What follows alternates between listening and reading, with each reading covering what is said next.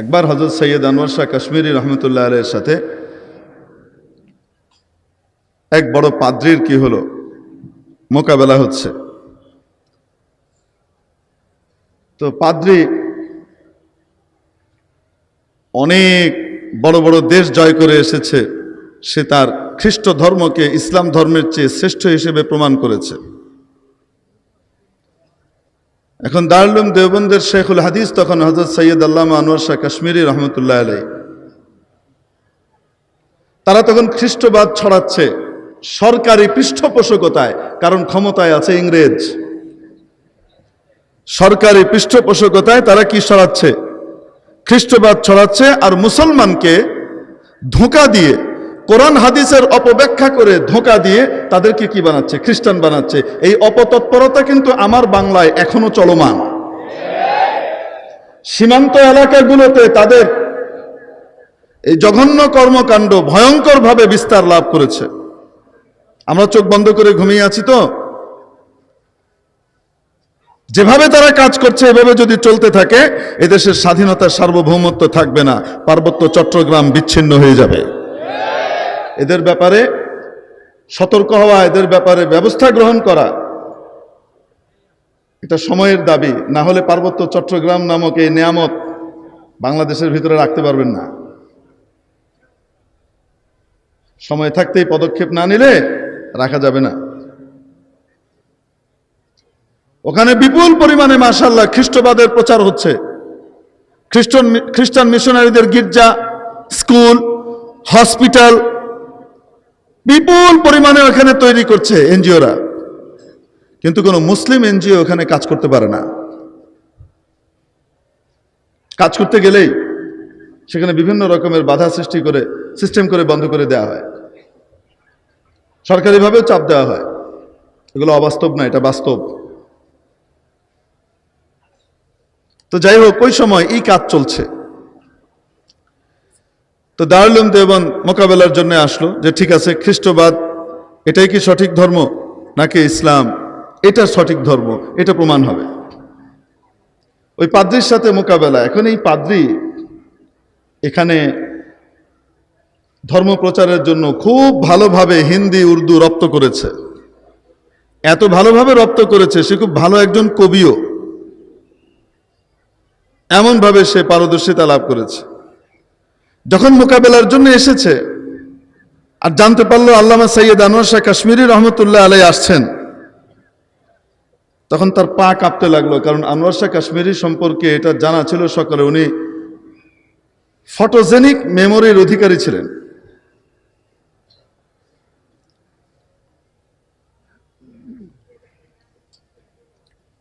মেধার দিক থেকে প্রবাদ তুল্য ছিলেন। নিজেই বলেছেন যে किसी मजमून पर अगर सरसरी तौर पर नजर पड़ जाती है तो वो मजमून बाकायदे सफहात 15 साल तक याद रह जाता है।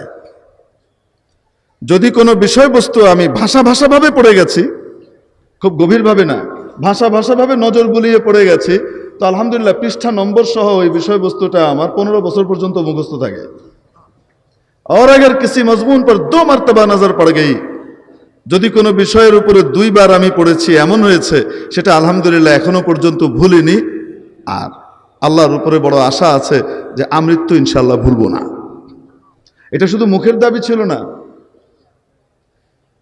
মিশরের এক কনফারেন্সে, আন্তর্জাতিক ইসলাম বেত্তাদের কনফারেন্স ছিল জামিয়া আজহারে। গোটা বিশ্ব থেকে বড় বড় আলেমদেরকে দাওয়াত করা হয়েছে। হিন্দুস্তান থেকে আল্লামা সৈয়দ আনোয়ার শাহ কাশ্মীরিকে দাওয়াত করা হয়েছে, উনি গিয়েছেন এখান থেকে প্রতিনিধি হিসেবে। ওখানে যাওয়ার পরে ওখানকার যে লাইব্রেরি আছে, উনি লাইব্রেরিতে ঢুকে যার যা কাজ, ফাঁকা সময় উনি লাইব্রেরিতে চলে যান এবং দুষ্প্রাপ্য দুর্লভ পাণ্ডুলিপি যেগুলো, ওগুলো খুঁজে খুঁজে বের করেন। তার ভিতরে আল্লামা সুরুম্বুল আলী রহমতুল্লাহ আলাইহির লেখা নুরুল ইদাহ, এরকম মোটা কিতাব, এই কিতাবটা উনি দেখতে পেলেন। তো ওটা উনি পড়তে চাইলেন, নিতে চাইলেন যে এটা আমাকে একটু দেন, আমি নিয়ে যাই, একদিন পরে আপনাকে আবার দিয়ে যাব। লাইব্রেরিয়ান বললেন যে এটা শুধু দেখার জন্যে, এটা নেবার অনুমতি নাই। তবে আপনি যেহেতু সরকারের অত্যন্ত গুরুত্বপূর্ণ একজন বিদেশি অতিথি, আপনার জন্য আমি এতটুকু করতে পারি যে আমি ওটা নামিয়ে এনে আপনাকে দিচ্ছি, আমার টেবিলে বসে আপনি পড়বেন, আবার আমি ওটাকে রেখে দিব। এটা অত্যন্ত দুষ্প্রাপ্য পাণ্ডুলিপি, পাওয়া যায় না। উনি বললেন ঠিক আছে দেন। তো ওটা দেয়া হলো। উনি ভদ্রলোকের সামনে বসে একবার ওটাকে পড়ে আবার ওনাকে দিয়ে দিলেন।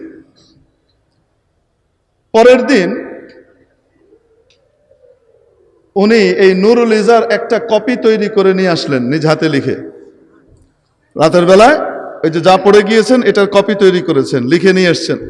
লিখে নিয়ে এসে লাইব্রেরিয়ানকে দিচ্ছেন যে দেখেন এই জায়গাতে রসমুল খতের কিছু ভুল আছে আপনার মূল পাণ্ডুলিপিতে, সেই ভুলগুলো আমি এখানে কারেকশন করে দিয়েছি, এটা ওইটারই পাণ্ডুলিপি হুবহু মিলিয়ে দেখে নিন। ওই কিতাব ওই মাথায় করে উনি নিয়ে এসেছিলেন এবং হিন্দুস্তানে এসে উনি ওটা লিখিয়েছেন। ওটা এখনো অদ্যাবধি আমাদের কওমে মাদ্রাসার নিসাবের ভিতরে সিলেবাসের অন্তর্ভুক্ত একটা কিতাব, নুরুল ইজা, ফিকহের গুরুত্বপূর্ণ কিতাব। বোঝাতে পারিনি। এটা কি মুখের দাবি ছিল না বাস্তব ছিল? ইংরেজ সরকারের এক পরিকল্পনা একবার দেওবন্দের কানে আসলো যে তারা দেওবন্দের যে বিশাল সমৃদ্ধ লাইব্রেরি আছে এটাকে জ্বালিয়ে দিবে। যখন জ্বালিয়ে দেওয়ার সিদ্ধান্ত নিয়েছে, তো ওলামা ইকরামের ভিতরে, দেওবন্দের ওস্তাদদের ভিতরে বড় অস্থিরতা দেখা দিয়েছে।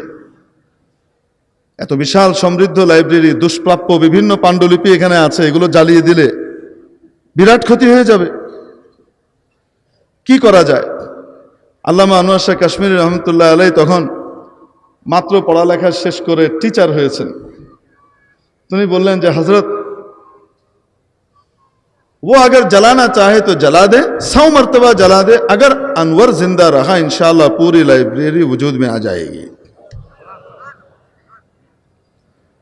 হযরত ওরা জ্বালিয়ে দিতে চায়, জ্বালিয়ে দেখ, এই লাইব্রেরিতে যত কিতাব আছে আমার আনোয়ারের পড়া আছে, আর এটাকে যদি ওরা জ্বালিয়ে দেয় আর আমি একা জিন্দা থাকি, ইনশাআল্লাহ এই পুরা লাইব্রেরি আপনার দ্বিতীয়বার অস্তিত্বে চলে আসবে, কোনো অসুবিধা নেই। আমি বলতে থাকবো আর এক একজন লিখতে থাকবে, হয়ে যাবে, এক এক কিতাব চলে আসবে। এত অদ্ভুত মেধার অধিকারী ছিলেন। এখন পণ্ডিত জানতো এই পাদ্রী যে আনোয়ার শাহ কাশ্মীরে যদি দাঁড়ায় তো আমার তো বাতাস চলে যাবে। সে এখন ওখানে একটা কৌশল পেশ করলো যে আচ্ছা আমরা এখানে মোকাবেলা করব, কিন্তু এখানে যেহেতু এই ভারতবর্ষের অনেক বড় পণ্ডিত, বড় বড় রথী মহারথীরা আছেন, অতএব এটা সাধারণ কোনো বিতর্ক সভা তো নয়, এটাকে আমরা একটি অনন্য অসাধারণ উচ্চতায় এটিকে আমরা উন্নীত করতে চাই, এটি ইতিহাস হয়ে থাক। কি সেটা? প্রশ্নোত্তর কাব্যের ভাষায় হবে, কথাবার্তা দিয়ে নয়। যত দলিল প্রমাণ উপস্থাপন করা হবে, প্রশ্নোত্তর হবে, এগুলা কিসের মাধ্যমে হবে? কাব্যের ভাষায় হবে। ও বেটার ধারণা হলো আমি তো কবি, আনোয়ার শাহ কাশ্মীরি যত বড় আলেমই হোক না কেন কবি তো না। কবি হওয়া ভিন্ন জিনিস, এটা আল্লাহ তাআলার পক্ষ থেকে বিশেষ এক দান। বড় ডিগ্রিওয়ালা হলেই কবি হওয়া যায় না, বড় সাহিত্যিক হওয়া যায় কিন্তু কবি হওয়া যায় না। এটা আল্লাহর পক্ষ থেকে দেওয়া একটা বিশেষ দান, সবাই জানে। তো আল্লামা আনোয়ার শাহ রহমতুল্লাহ আলাইহির খ্যাতি তো আর কিসে ছিল না, কাব্যে ছিল না। তো সেই হিসেবে সে চিন্তা করেছে আমি প্রশ্ন করব কাব্য দিয়ে, উত্তর দিব কাব্য দিয়ে, যেহেতু আমি একজন কবি। ও বেটা তো পারবে না, আটকাবে, এটাই তার দেখার বিষয়, এভাবেই সে জিতবে, এটা সে চিন্তা ভাবনা করে রেখেছে। হযরত আনোয়ার শাহ কাশ্মীরি রহমতুল্লাহ আলাইহি বলেন মঞ্জুর, ঠিক আছে, বলে দাও, আমরা এই শর্ত কবুল করে নিচ্ছি। তাও বিতর্ক হোক, পালানোর সুযোগ নাই। উম্মতকে গোমরাহ করছে, এই গোমরাহ করার আর কোনো সুযোগ নাই। এখন সামনাসামনি হবে, সকলের সামনেই প্রমাণ হবে কোনটা ঠিক কোনটা বেঠিক। হোক। তো যেই কথা সেই কাজ। ওই বেটা দাঁড়িয়ে কোরআন হাদিস দিয়ে সে প্রমাণ করছে যে ঈসা আলাইহিস সালামের মতবাদ এটা উন্নত, আর মুহাম্মদ সাল্লাল্লাহু আলাইহি সাল্লামের মতবাদ এটা নিচের, এটা উন্নত নয়, অনুন্নত। তো প্রমাণ করতে গিয়ে সে, আপনারা জানেন খ্রিস্টানদের দাবি হলো যে ঈসা আলাইহিসসালামকে শুলিতে চড়ানো হয়েছে, উনি তাদের প্রত্যেকের সমস্ত উম্মতের পাপরাশি নিজের কাঁধে নিয়ে প্রায়শ্চিত্ত করে গেছেন। অতএব এখন তারা যা ইচ্ছা তাই করতে পারে। ইসরায়েলের পক্ষ নিয়ে তারা যত ইচ্ছা মানুষ মারতে পারে, শিশু মারতে পারে, তাতে কোনো অসুবিধা নাই, কারণ সব পাপের প্রায়শ্চিত্ত তো নবী করে গেছেন। এটা হলো ওদের আকীদা। তো ঈসা আলাইহিসসালাম কি দুনিয়াতে আছেন না আসমানে? কিয়ামতের আগে আবার আসবেন ইনশাআল্লাহ, ঠিক কি ঠিক না? আল্লাহ বলেছেন বাল রাফাআহুল্লাহ, বরং আল্লাহ তাকে উপরে উঠিয়ে নিয়েছেন। আমাদের বিশ্বাস আবার ইনশাআল্লাহ আসবে। আর ওদের কথা হলো যে ঈসা আলাইহিস সালাম ইন্তেকাল করেছে। এখন ওই পাদ্রী কি বলে? আমাদের বিশ্বাস অনুযায়ী ঈসা আলাইহিস সালাম কোথায়? আর নবীজি মুহাম্মদুর রাসূলুল্লাহ সাল্লাল্লাহু আলাইহি সাল্লাম সোনার মদিনায় মাটিতে শুয়ে আছেন, ঠিক কি ঠিক না? মনে আছে না উপর আর নিচ দিয়ে উদাহরণ, যে উপরে হলে উত্তম, নিচে হলে অধম, এই যে যুক্তি। এখন ও বেটা কাব্যের আকারে শুরু করেছে, ফালাক পর হযরতে ঈসা মুহাম্মদ সর বসর নিচে। ঈসা আলাইহিস সালাম তো আসমানে, মুসলমানরা তোমরা দাবি করো, কত উপরে। আর মুহাম্মদ সাল্লাল্লাহু আলাইহি সাল্লাম তো নিচে। কোথায়? নিচে।